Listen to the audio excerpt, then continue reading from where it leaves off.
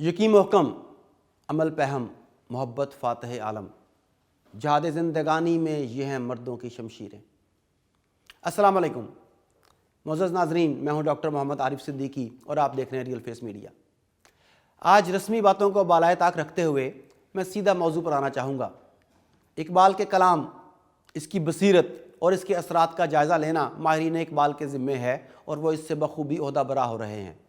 میں آج جو بات کروں گا وہ ہے یقین محکم، عمل پہم، محبت فاتح عالم کی۔ حاضرین، ایک بات یاد رکھیے گا، اقبال کے ہاں پیسیو محبت کا کوئی تصور نہیں، نہ ہی اقبال اس محبت کی بات کرتا ہے جو ہمارے ہاں عام فہم ہے۔ اقبال کے ہاں یہ محبت ایکٹیو محبت ہے اور عشق رسول میں ڈوبی ہوئی محبت ہے، فنا فی اللہ اور فنا فی الرسول کی محبت ہے۔ اس کے تقاضے بھی عام عقل سے ماورا ہیں، تبھی تو وہ کہتا ہے بے خطر کود پڑا آتش نمرود میں عشق، عقل ہے محو تماشائے لب بام ابھی۔ یعنی یہ عقل کا نہیں، محبت کا، عشق کا، سپردگی کا امتحان تھا۔ یہ خود کو اور اپنے نفس کو سرنڈر کر دینے کا نام تھا۔ اقبال اس محبت اور اس عشق کی بات کرتا ہے، اور یہ خوابوں خیالوں والی محبت نہیں، ہاتھ پر ہاتھ دھرے بیٹھے خیال یار میں گم رہنے والی محبت نہیں، بلکہ ایسی محبت ہے جو تقاضا کرتی ہے کہ رسول اللہ کی ذات ہمارے لیے ہمارے ماں باپ اور بیوی بچوں حتیٰ کہ اپنی جان سے بھی زیادہ محبوب ہو۔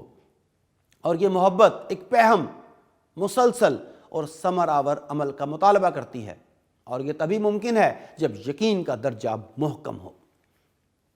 ناظرین اکرام، اقبال کی شاعری بے عملی سے عمل کی جانب لے جانے کی سوچ کا نام ہے۔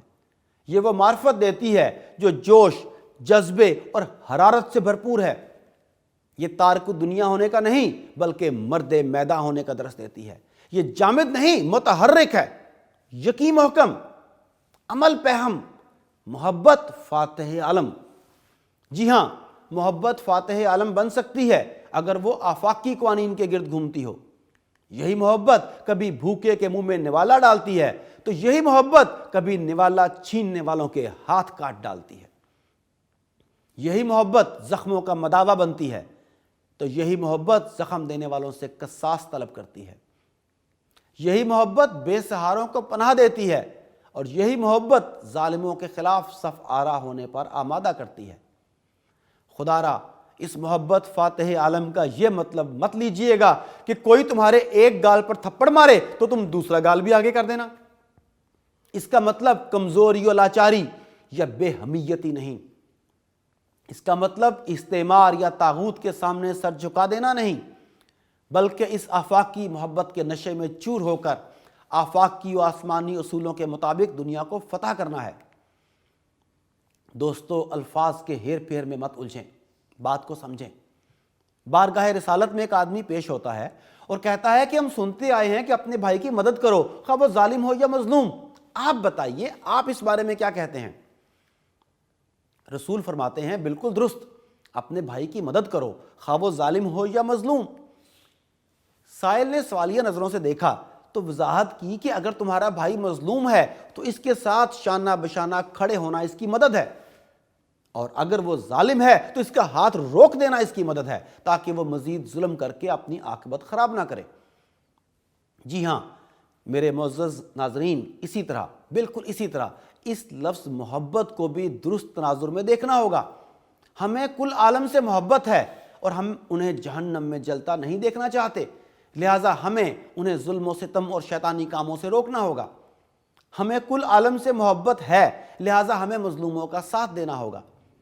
ہم عشق الہی اور حب رسول کے دعوے دار ہیں تو ہمیں رحمانی نظام کی جد و جہد کرنا ہوگی۔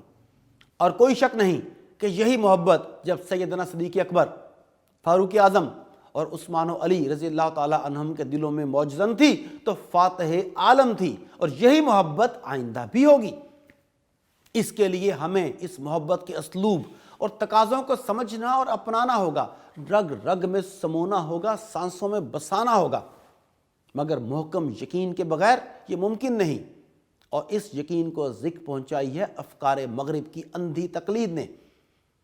ہم تو وہ تھے جن کے بارے میں شاعر مشرق فخریہ کہتے تھے، یہ غازی، یہ تیرے پراسرار بندے، جنہیں تو نے بخشا ہے ذوق خدائی، दो नीम इनकी ठोकर से सहरा और दरिया, सिमट कर पहाड़ इनकी हैबत से राई। मगर ये तभी मुमकिन था जब हमारे दिल जज्बे ईमानी से मुनव्वर होते, हमें रब्बुल इज़्ज़त और नबी के वादों पर कामिल यकीन होता, हम इनकी मोहब्बत से सरशार होते। मगर हुआ ये कि हमारे अज़हान को मफतूह मफलूज कर दिया गया, हमें एहसास कमतरी में मुब्तला करके मुतज़ब्ज़ब कर दिया गया, यकीन महकम हमसे छीन लिया गया, हमें गो मगो की कैफियत में मुब्तला करके बेअमल कर दिया गया। नतीजतन जिस पहम अमल की डिमांड की जा रही है वो करने से हम कासिर हो गए। मगर अब भी मौका है, कहा जाता है इट्स नेवर टू लेट। आइए आज रुजू करते हैं, मोहब्बत सीखते हैं और सिखाते हैं, मोहब्बत के पैमाने मुरतब करते हैं, इसके असूल तरतीब देते हैं।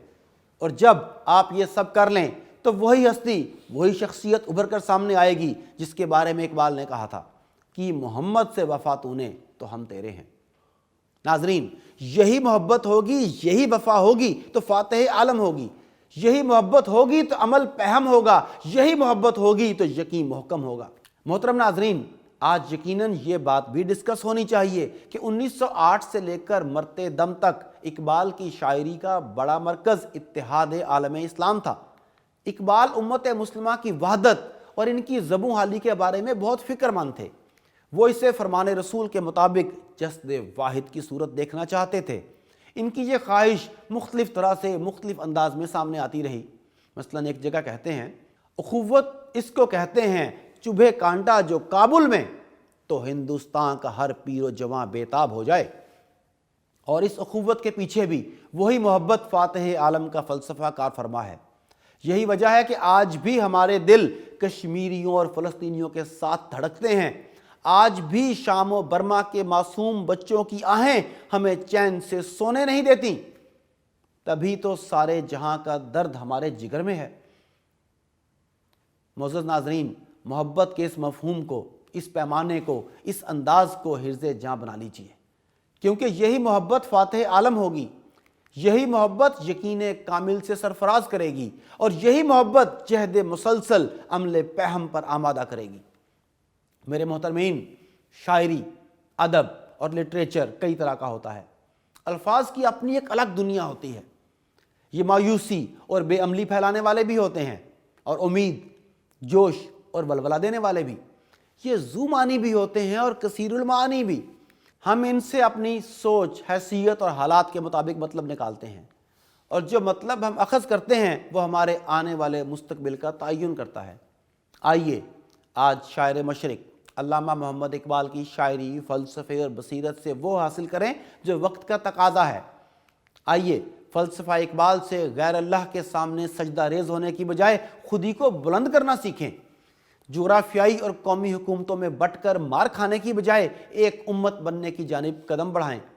मोहब्बत रसूल में जस्द वाहिद होने का सबूत दें।